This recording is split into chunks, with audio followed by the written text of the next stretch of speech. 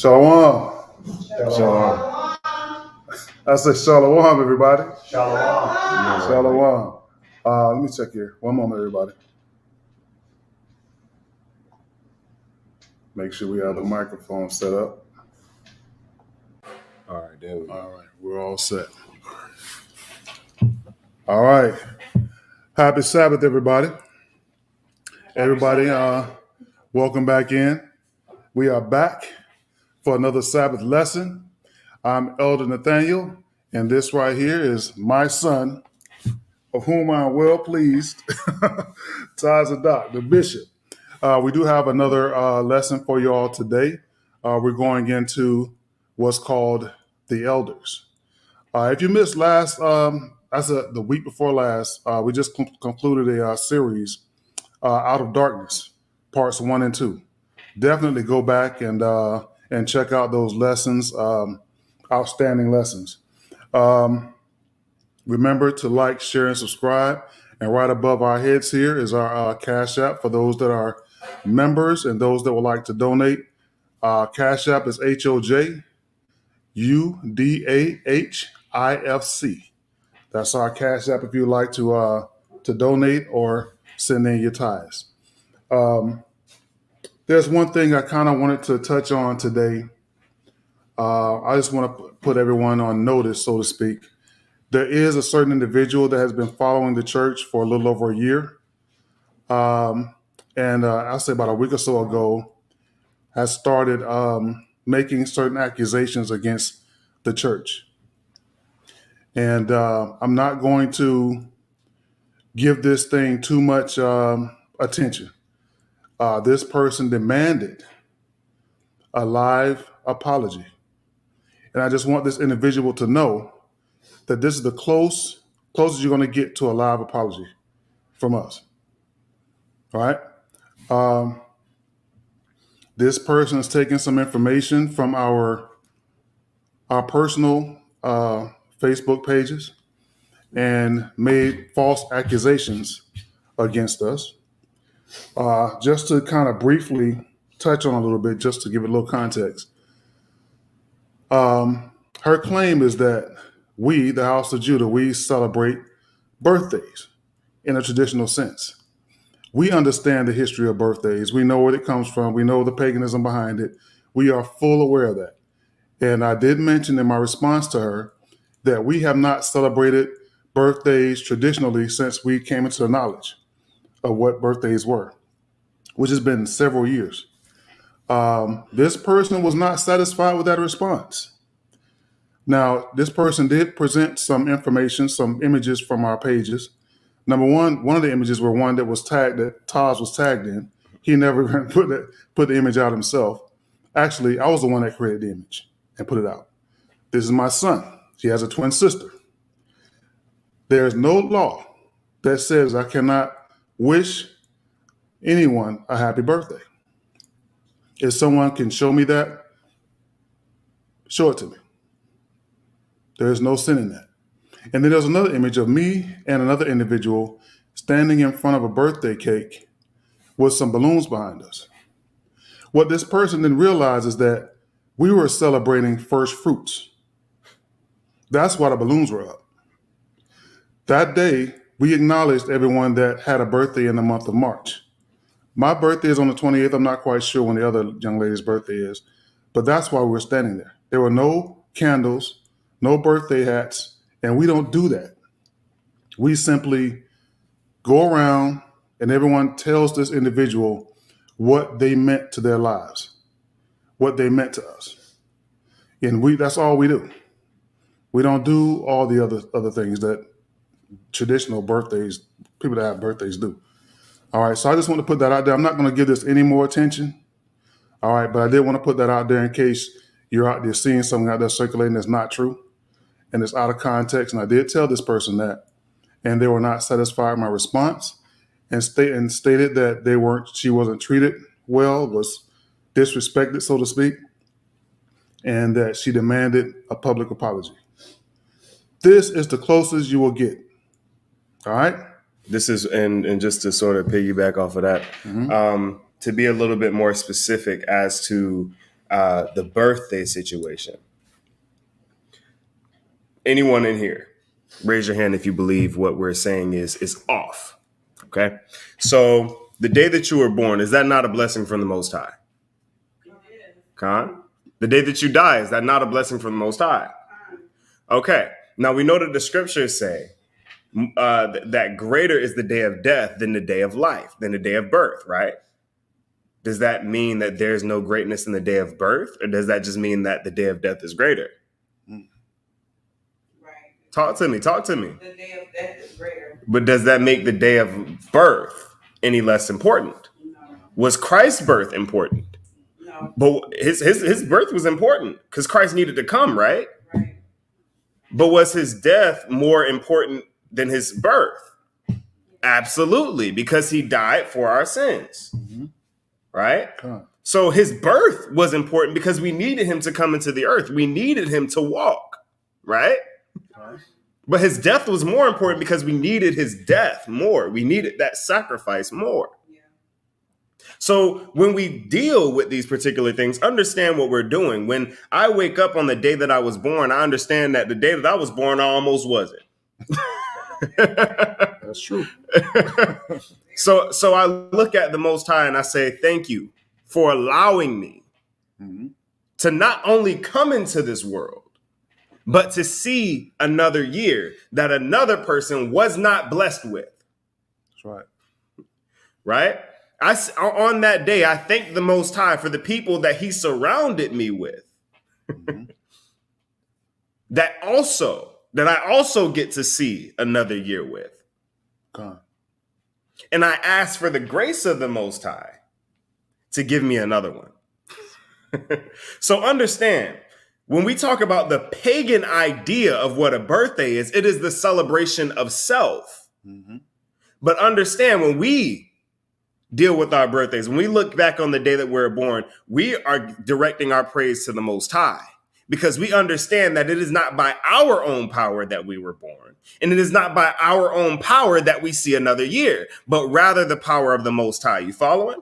Okay. So show me in the scriptures where it's wrong to give praise to the Most High, please. Where it's wrong to thank the Most High. I can wake up tomorrow morning and thank the Most High for another blessed day, right? And that's no different than me thanking him for allowing me to see another year. Do we not do the same thing on New Year every year? On the Hebrew New Year. Mm-hmm. On that day, we come before the Most High and we say, we thank you for bringing us from one year to another and allowing us to see another. Right. Do we celebrate the days that we are baptized? Absolutely. Is the day of your baptism not a birthday? Mm. Because it's the death of the old self and the rebirth of the new self. So is that not a birthday? So if I were to celebrate my birthday, the day I was baptized, that's pagan. Hmm. So these are the things. Now that we've touched on that in specific, because we know that that's not unlawful. Understand, there are scoffers. And when you look at these scoffers, I want you to check something. Scroll down the comments that they've made. Look through their social media. Mm-hmm. See, when you notice one person who is coming against people more than they are talking about the Most High, understand what their mission is. Mm.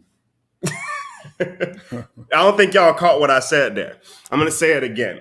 When someone is putting more time into researching other people that they don't know, right? Looking into other people, then they are directing their attention and their works towards the Most High.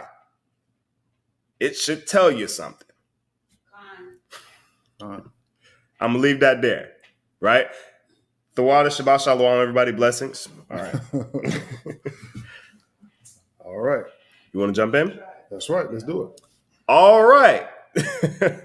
First and foremost, I want to give all thanks and praise to the Most High, Ahaya, Ashar Ahaya, Bahashem Yeshaya, Wa Rawak, for those who do not speak the Hebrew. That is the Father, the Son, and the Holy Spirit, right? I am Bishop Taz here with the elder of the House of Judah International Fellowship Church, the presiding elder over the House of Judah Fellowship Church. And today we are going into a lesson entitled simply The Elders, right? The Elders. And this lesson has nothing to do with what we just discussed. Oh, no, not at all. This is what, and I'm going to go over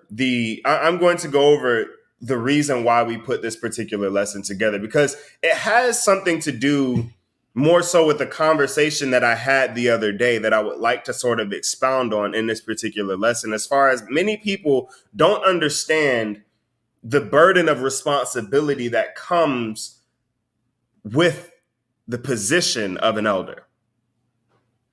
I'm going to say that again. A lot of people don't understand the burden of responsibility that comes with being an elder. A lot of people just say, he just this, or he just that, or he does this, or he does that, right? And not fully understanding the depth of, number one, relationship between the elders, the duties of the elders, the responsibilities of the elders, the things that they are responsible for as elders, and the other elders that the presiding elder is responsible for. Think of all the souls, right? Think about Moses as an elder, having the responsibility over the souls of the entire rebellious nation of Israel. Khan? So, obviously, I'm not an elder. I'm here with the elder. So he truly understands all of the work because he actually experiences this work. I am simply a laborer in this work with him, right? And today, the point of this lesson today is to dig into and break down just what exactly the responsibilities and the position of elder requires, and what are the burdens that the elder carries, that the position of elder carries. And we're going to do this to give understanding to not only the young men in this work who aspire to acquire the position of elder, but also to the congregation who do not fully understand.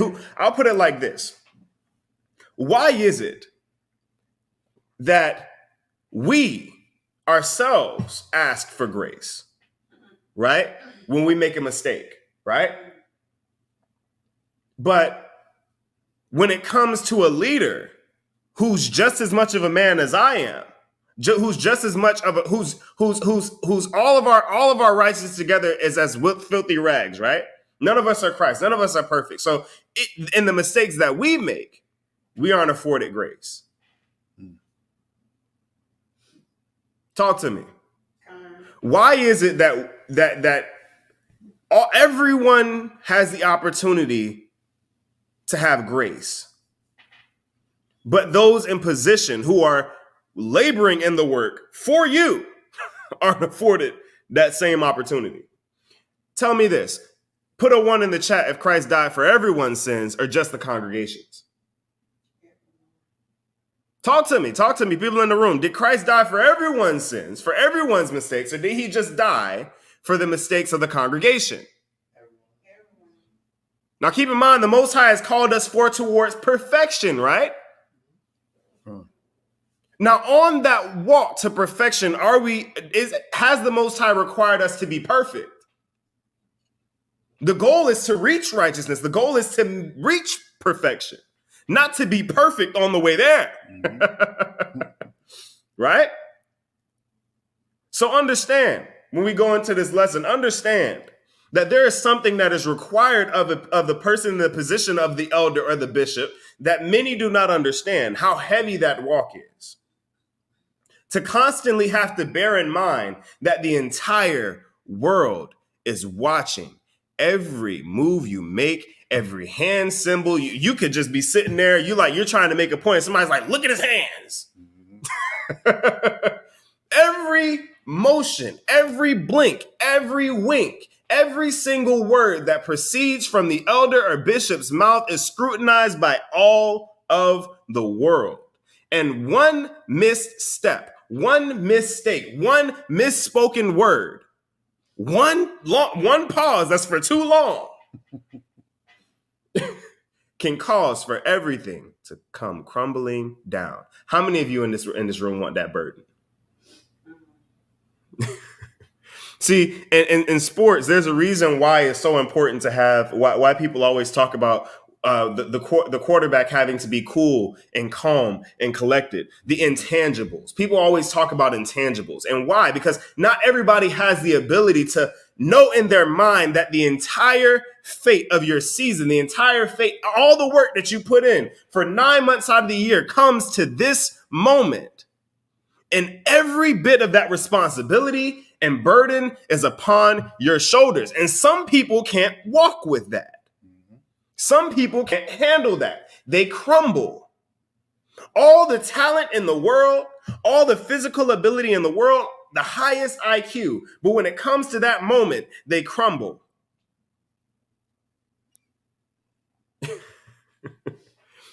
They crumble. The ability, you may not be the most talented, you may not be the strongest, the smartest, but when you come to that moment, the person who can stand with that burden and still deliver, that's the one that they want. How many of you have the ability to hold and withstand that burden, that pressure of the entire world looking at you, knowing that the entire fate of the souls, this isn't just a game, the souls of your congregation resting on your shoulders, being responsible for every single person in your congregation, knowing that every move you make, every word that you say is accountable to those people. How many of you want that responsibility? We're going to get into it. We're going to get into it. And this is part of this. This is not just a lesson, right? This is not a lesson for the congregation. This is a lesson for us as well, sitting in position. The scriptures say, "Those who teach, do you not also learn?" Right? So this is for us as well. But what we hope in this lesson is that grace is extended and prayer is given to those in this position, to those who sit in front of you.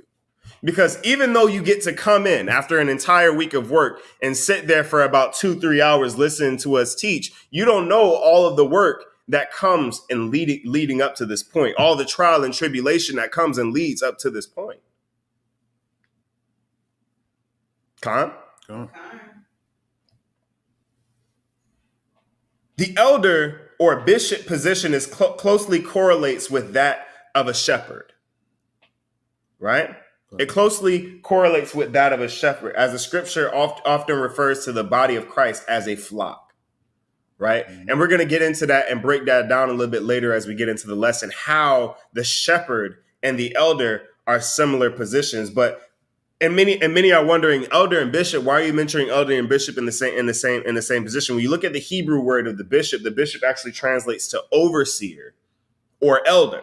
So in a sense, the bishop is a second in hand to the elder, in that usually when a bishop acquires that position, he is not old enough in the work to be an elder yet, right? So the duties of the position are one and the same, but the elder presides over the bishop. Remember, you have the captains of thousands, the captains of hundreds, the captains of 10,000s, the captains of thousands, the captains of hundreds, the captains of 50s, and the captains of tens.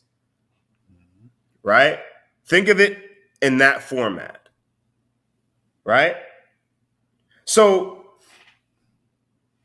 throughout this lesson, we're going to examine the position of elder and bishop, right? Watchman, overseer, shepherd. We're going to examine these positions. Why? Because these are all the positions that all encompass the position of elder. And then we're going to go forward to examining not only the elders on a subordinate level, but the presiding elder over those elders and the responsibility that he bears, right? Mm-hmm. So in a sense, the position of watchman, the position of overseer, and the position of shepherd all encompass the position of an elder. Let's first go to Titus chapter 1, verse 5. Titus chapter 1, verse 5. For this cause I left thee in Crete, that thou shouldest set in order the things that are wanted. So Paul left Titus in Crete to establish the church according to how it was left by Christ and set forth by Paul himself. So Paul here is the presiding elder, right? Paul here is the presiding elder. So when we see so what Paul is doing here is he's leaving an elder in a city to set forth the things that are wanting, right? The things that are wanting are things that may be lacking in a particular area, right? Things that may be wanting or lacking in a particular area, right? So if something is, if for example, this is why Paul wrote the letters. If something is missing, if something is missing, Paul is required to send someone forth to set that thing aright. Con? So he said, fill the holes in areas that are lacking. Read. And ordain elders in every city. And ordain elders in every city. So that means in every city, there should be a presiding elder over the body. Why? To oversee the movement and the progression of that body. An overseer, a watchman, right? And these elders report to the presiding elder over the church. Con? Read. As I had appointed thee. As I have appointed thee. So he's saying, Titus, I need you to appoint elders as I have appointed you elders.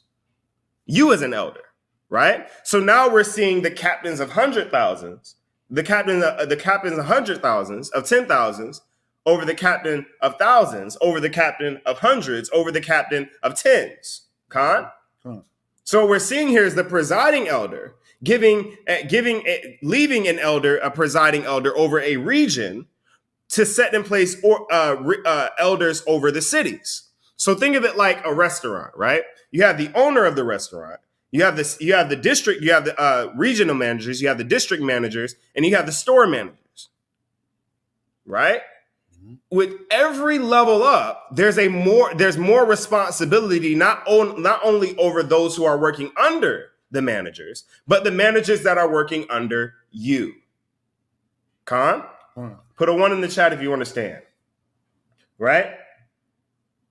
Go ahead and read verse 6. Verse 6. If any be blameless. If any be blameless. The husband of one wife. The husband of one wife. Having faithful children, not accused of riot or unruly. So you don't have a kid running around here raising hell. How many of us have been in the Christian church and you got a pastor over the church and their children are just raising hell across the city?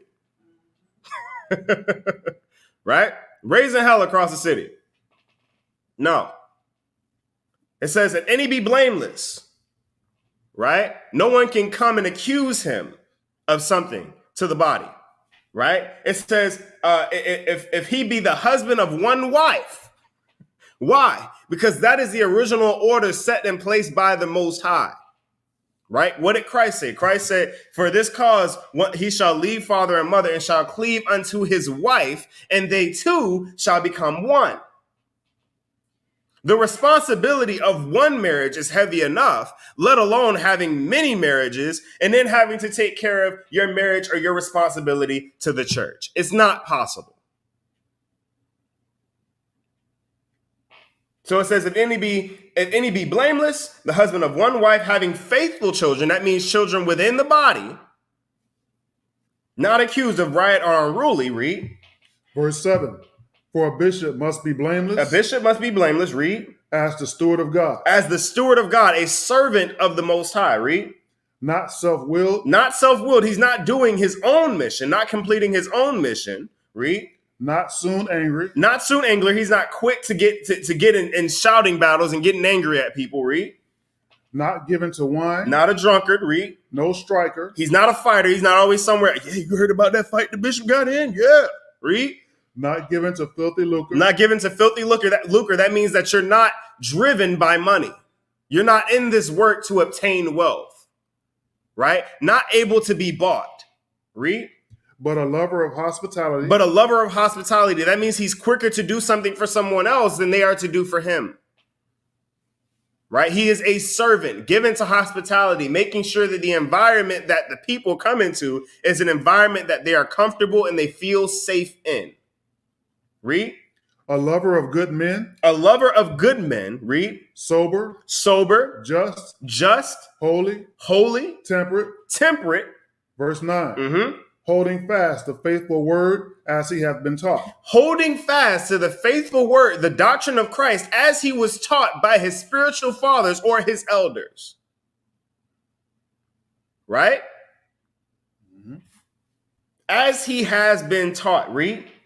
That he may be able by sound doctrine. The doctrine of Christ. Read. Both to exhort.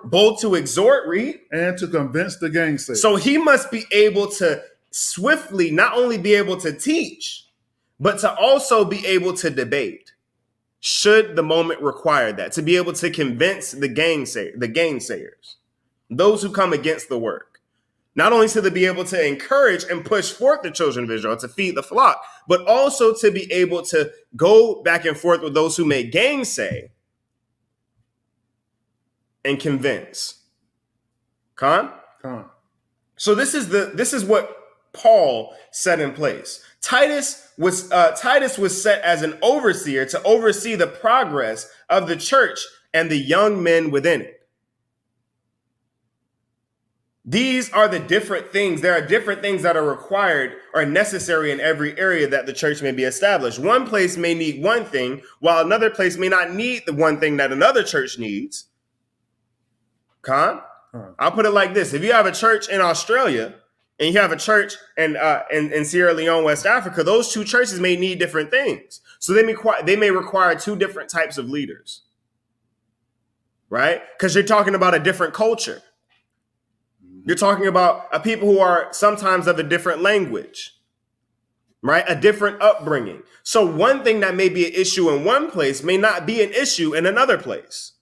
So it is upon the presiding elders to be able to look at the situation and be able to say, this person is fit to take up the work here, to be able to fill what's lacking or what's wanting within this body, within this church. The elder or an overseer must be present in those areas to fill the places of want, to fill what's lacking. But in order to do that, he must be aware enough to see what's lacking. That means being in touch and in tune with the Spirit of the Most High. Right? Ezekiel chapter 3, verse 1. Ezekiel chapter 3, verse 1. Moreover, he said unto me, Son of man, eat that thou findest. Eat that thou findest. Eat this roll. Eat this roll. And go speak unto the house of Israel. So Ezekiel, while also a prophet, was set to be a watchman over the house of Israel. Talk to me. He was set to be a watchman over the children of Israel.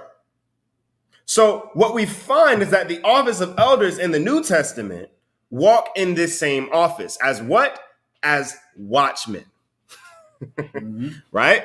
So what we're seeing here is Ezekiel, being a watchman, was an elder over the children of Israel. We're going to get into that, right? So it says, Son of man, eat that thou findest. So when we examine the duties and responsibilities of Ezekiel, as well as other watchmen ordained by the Most High, we must use this as the criteria for appointing a man in this position. The Most High said, Ezekiel, eat that thou findest. What we see going back to the previous chapter, chapter 2, verse 8, is that the Most High is commanding him to eat a roll with writing on the inside and on the outside. Let's get that. Ezekiel chapter 2, verse 8. Ezekiel chapter 2, verse 8.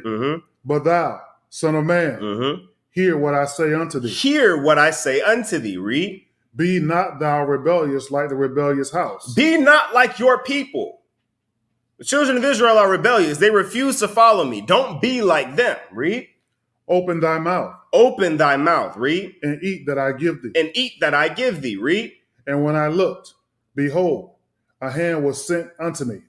Lo, a roll, a book was therein. A roll of a book was therein. Read. And he spread it before me, Mm-hmm. and it was written therein and without. It was written within And without. and without. So that means there was writing on the inside of this roll and on the outside of this roll. When we look at the Bible now, the Bible wasn't always composed that way. It was in rolls, right? You had to be able to roll it up and extend it, right? So this particular roll had writing on the inside and writing on the outside. Read. And there was written therein lamentations, mourning, and woe. So the word roll here in chapter 2 translates in the Hebrew as a roll or volume, right? We know that Christ said what? He said, I have come in the volume of the book. Huh? Mm-hmm. So what we're seeing here is throughout the scriptures, we often see we often see the acquisition of knowledge and wisdom according to the Most High and the process of eating, right? Or feeding. Khan? Put a 1 in the chat in the chat if you agree. So the scriptures, when we see throughout the scriptures, the acquisition of knowledge, we often see it as eating, as a place of feeding, right?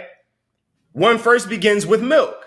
Right? Mm-hmm. When you're a child, when you're a babe, when you're a new person in this truth, you start off with milk, right? Mm-hmm. And then when you become of age, you have now been weaned from the milk, drawn from the breast, and now you are called for to eat the meat, the tougher, the more difficult things to understand within this work, within this ministry, right? Huh. So we see throughout the scriptures that the acquisition of knowledge is often depicted or are shown as a place of feeding, eating, right? So the Most High is commanding Ezekiel to eat the roll, causing him, meaning that he is hearing and reading the words of the Almighty, right? So Ezekiel enters into a deep study and meditation on the words of the Most High, on the word of God. So this is him eating this roll. Him eating this roll is hearing and in prayer and in fasting in a deep meditation, acquiring the knowledge of the Most High, right? This is him eating this roll. Ezekiel chapter 3, verse 1. Let's go back. Ezekiel chapter 3, verse 1. Mm-hmm. Moreover, he said unto me, Son of man, eat that thou findest. Eat that thou findest. Read. Eat this roll. Eat this roll. And go speak unto the house of Israel. Mm-hmm. So I opened my mouth, and he caused me to eat that roll. Mm-hmm. And he said unto me, Son of man, cause thy belly to eat. Cause thy belly to eat. Read. And fill thy bowels with this roll that I give thee. And fill thy bowels with this roll that I give thee. So not only eat this roll, consume it, allow it to digest, allow it to fester, allow it to process. Read. Then did I eat it, and it was in my mouth as honey for sweetness. Verse 4. And he said unto me, Son of man, go get thee unto the house of Israel, and speak with my words unto them. So something happened here. Something happened here to Ezekiel. He said, hey, this is in my mouth for sweetness. Yeah, this is good. Yeah. Oh, this knowledge and wisdom from the Most High. But then the Most High told him to do something. And this sweetness all of a sudden changes to bitterness. Right? After consuming this roll, the Most High says, go speak unto the house of Israel. Before this verse is broken down, before we get fully into the breakdown of this particular verse, there's another instance in which a watchman was told to eat a roll. This was John the Revelator. So let's go get John the Revelator's instance in which he was told to eat the roll. This is Revelation chapter 10, verse 7. Revelation chapter 10, verse 7. Revelation chapter 10, verse 7. But in the days of the voice of the seventh angel, when he shall begin to sound, the mystery of God should be finished. The mystery of God should be finished. Read. And he hath declared to his servants, the prophets. He hath declared to his servants, the prophets. Read. And the voice which I heard from heaven spake unto me again, and said, Go, and take the little book which is opened in the hand of the angel, which standeth upon the sea upon the earth. And I went unto the angel and said unto him, Give me the little book. Give me the little book. Read.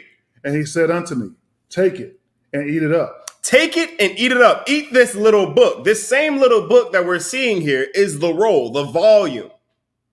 Read. And it shall be And it shall make thy belly bitter. And it shall make thy belly bitter. Remember what was told to Ezekiel. He said, eat this roll, allow your belly to eat, right? Digest it, process it, fill your bowels with this roll, right? So we're seeing here that he ate it and it was in his mouth as honey for sweetness. It was good. But the second he started processing that information and getting an understanding of this information and then giving a word, now it becomes bitter. It's become bitter. Read. But it shall be in thy mouth sweet as honey. Read. Verse 10. And I took this little book out of the angel's hand and ate it up.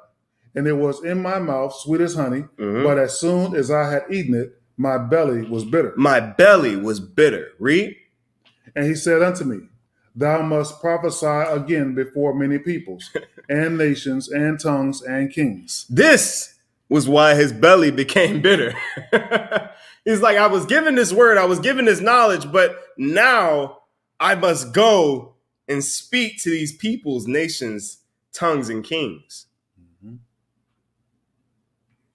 Once again, we see an instance of the little book or the roll being eaten, and it's sweet in the mouth as honey, but it's bitter in the belly. Why is this, right? In order for us to find out why it's sweet in the mouth as honey, but it's bitter in the belly, we have to understand, first of all, what the honey is, right? So let's go to Psalms chapter 119, verse 103. Psalms chapter 119, verse 103. How sweet are thy words unto my taste. How sweet are thy words unto my taste. Read. Yea, sweeter than honey in my mouth to my mouth. Sweeter than honey to my mouth. Read. Through thy precepts I get understanding. Therefore I hate every false way. Through thy precepts I get understanding, therefore I hate every false way. So we see that the honey in their mouth is the word of the Most High, right? The knowledge and the wisdom of the Most High gained by reading the Most High's precepts, right? So this roll that they're eating is the word of the Most High in the form of the precepts. Everybody following? Talk to me.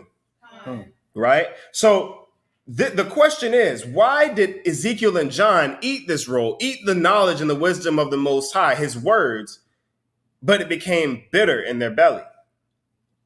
The words of the Most High were now bitter in their belly because now that they have received the knowledge and analyzed and now are digesting the word, they now understand that they bear the burden and responsibility that is upon them. That's the bitterness. It's like, okay, I have this information and this knowledge, but now I must also carry the responsibility and the burden of having this knowledge. That's the bitterness. Elder. Yes. When we first came into this truth, right? And we were eating up all of this information and all of this knowledge, right? Oh, yeah. Even and keep in mind, this is as a man in general, not even just as an elder, a brother that is over his household, right? Even or a sister that is the only person in her household that's in the truth, right? A sister she's the only person in her household. There's a burden, right? Why? Because now you are the covering over that household. Your righteousness covers your household. Remember that for a woman that is not in the truth, right? She is whose husband isn't in the truth. The family or the husband is sanctified by the wife. So their salvation is now upon her shoulders. Same thing goes for the husband. So as an elder, right? And I think you can speak to this. It's great when you're acquiring and receiving the information, but then the Most High tells you, go do something with it. Now you're like, now that's where the dread comes in, because like, oh man. I mean, it was cool when I was able to sit in here and just eat up all this information when I'm good. We all good together, right? We all straight, yeah. But then the Most High say, yeah, go speak to somebody. And you're like, oh. Why? Because now that you've spoken to that person's salvation is now upon you. You say something wrong, you give them some wrong information. That's the main thing you're thinking about, right? It's like, if I give them some wrong information, that's on me. That's my fault. Oh, yeah. That's the bitterness. I think you can speak to that a little bit. Oh yeah. That's a major weight to carry. It's a major burden to carry. And it's not just that. It's not just bringing the information, but it's how that information is received Mm-hmm. and how the receiver carries out that information Mm-hmm. or carries out that command. Mm-hmm. That's also a challenge because as much as you want to try to walk it out for them, Mm-hmm. you can't do it. Mm-hmm. You know, because they think, listen, if this goes off the rails, then this is on my head. Mm-hmm. You know, but not necessarily completely the case because you're responsible for what you hear. Mm-hmm. You're responsible for the information you've been given, right? So that burden is on you. But it's for us as the leaders, it's hard not to take that personal. Mm-hmm. That's the challenge that we have is not to take it personal. You know, you tell someone, you give someone a direction, you advise them in a direction, and they go in the opposite direction. The first attack that's going to come is, what's wrong with my leadership? Is it something that I didn't do right? Or I mean? And that's everyone else's too. They look at you and they say, well, the elder told me. Yeah. Right? You know what I'm saying? And that's the, and even on a deeper level, right? We don't know the persuasion or the knowledge that the people that we teach have. We may not understand the background of someone who's hearing us teach. So what we're saying, bringing out according to the scriptures, right? Because we're Bible people. If it's not from the Bible, we're not teaching it. So we're teaching the scriptures, right? We're given the knowledge of the scriptures, but someone else who may have been raised a certain way or is being influenced by someone else may hear what we're teaching and take it in an entirely different place than from the spirit that it was meant to be spoken in. Absolutely. And guess who's blamed for it? The elders. You got a lot of these brothers out here, right? How many of you know that Satan used scriptures when he confronted Christ? You have a lot of people out here that are teaching things that are truthful according to scriptures, but the spirit in which they bring it is hateful and deceitful, right? So when the elders say something similar out of the scriptures, people look at it and say, oh, they're saying the same thing.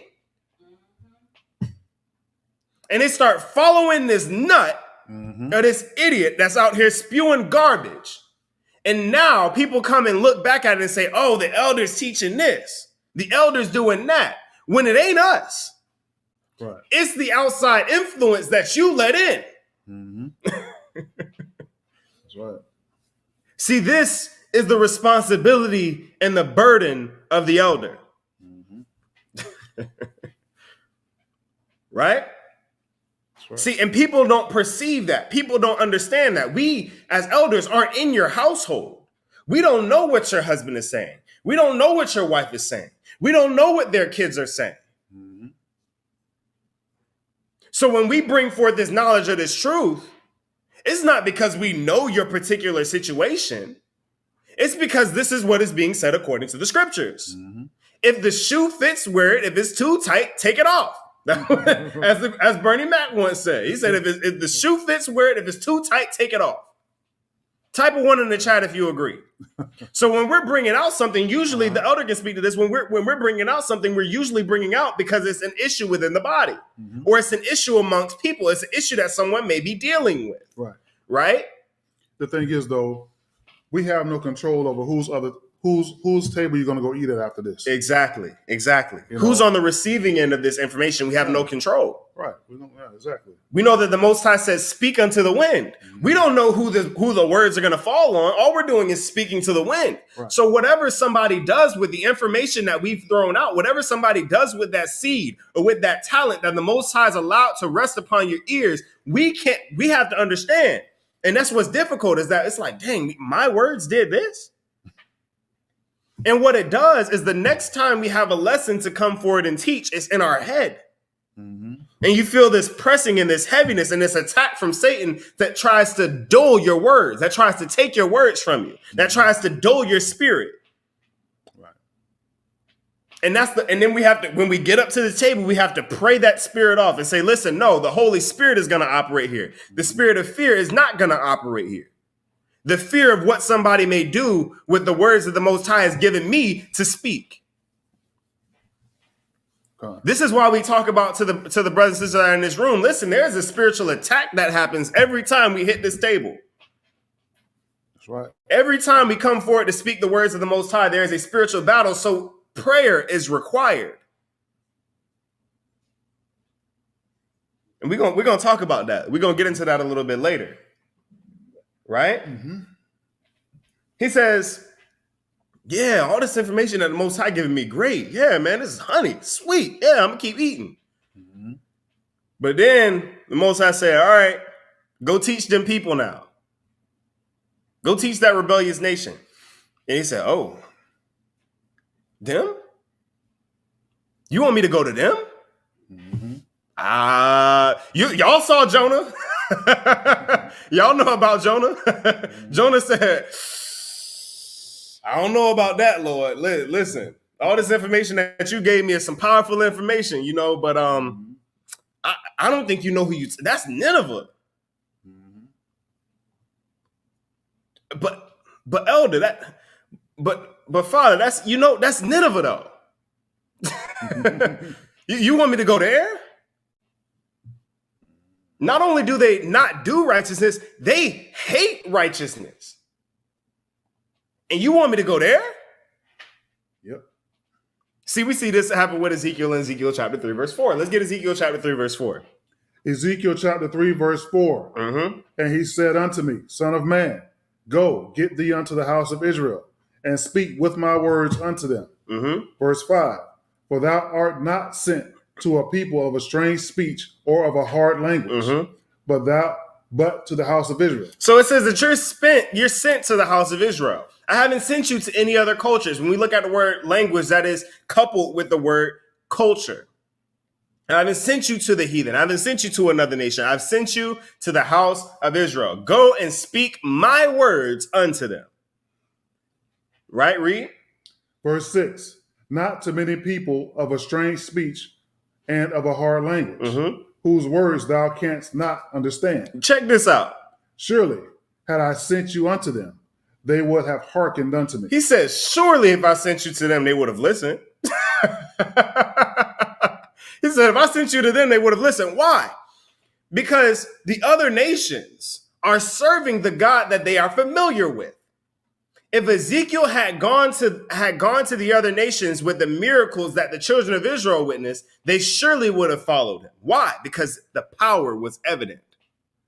Any other nation gets the Red Sea split, the bitter waters turn sweet, water comes from a rock, manna raised from heaven. They're like, shoot, this where it's at.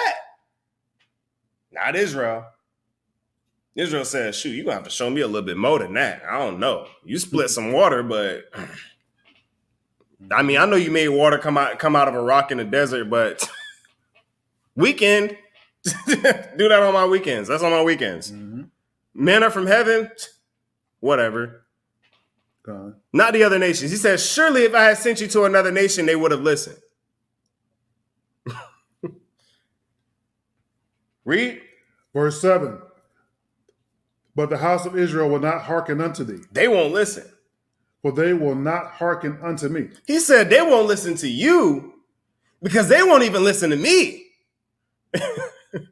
I was leading them and they asked for a king. Mm-hmm.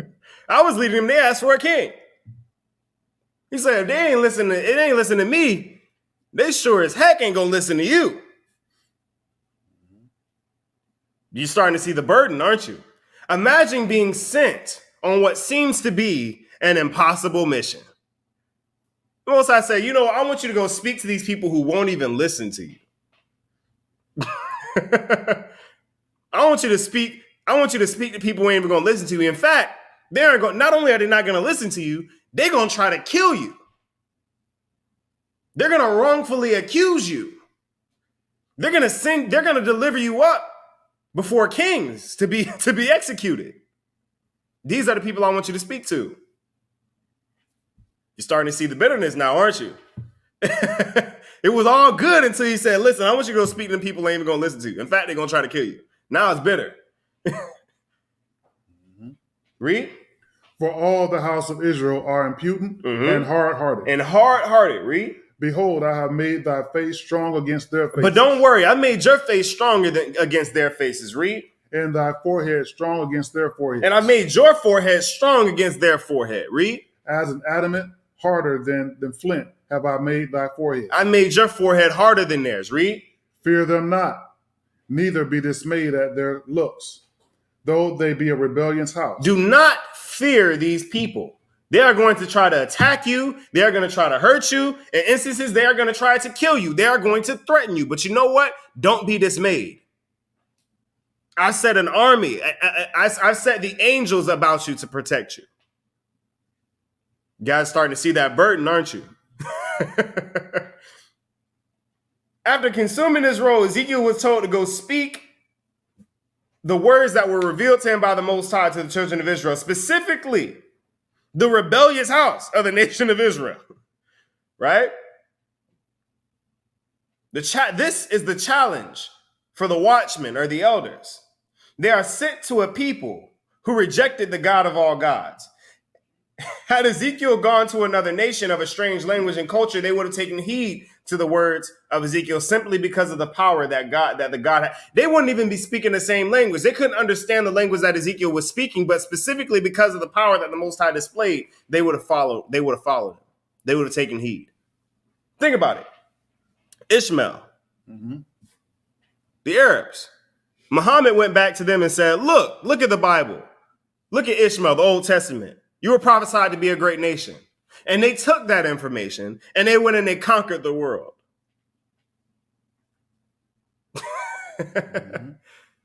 Esau, they took the blessing that they were given from Esau, and what did they do? They went and they conquered the world. Israel, we were given the God of all gods. We were crossed through the Red Sea. Bitter waters turn sweet. Water comes from a rock. Half the nation of Israel, half the rebellious nation of Israel in the wilderness was swallowed up.